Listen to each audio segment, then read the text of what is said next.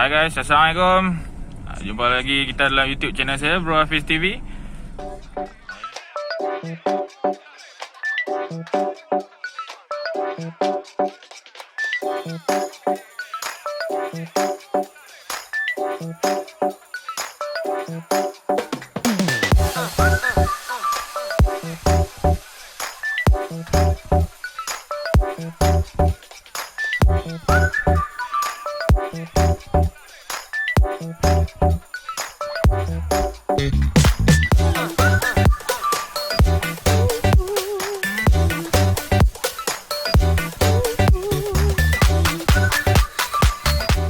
Hari ni Bro Hafiz nak buat video. Kalau anda ingat dulu Bro Hafiz pernah post Roti Canai terbang di Pokok Sena.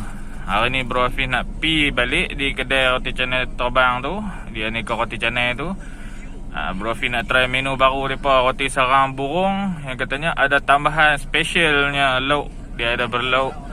Nak tahu macam mana, jom Bro Hafiz tunjuk kat anda.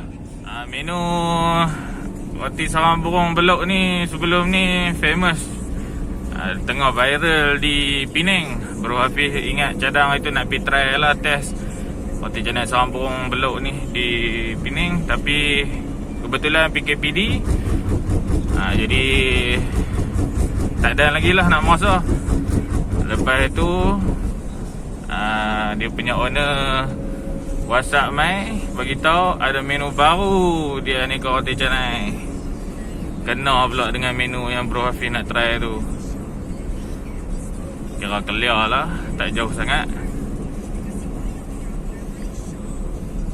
Sekali lagi, lokasi Aneka Roti Canai ni di Pekan Pokok Sena, bersebelahan dengan Balai Polis Pokok Sena. Boleh pergi cari ramai-ramai. Macam-macam lagi menu dia. Kalau siapa yang nak tahu boleh tengok balik video Bro Hafiz yang sebelum ni. Roti Canai terbang Pokok Sena.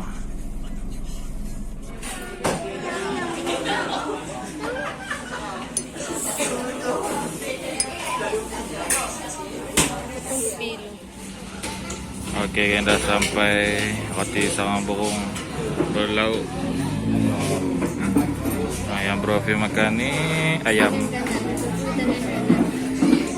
Ini dia.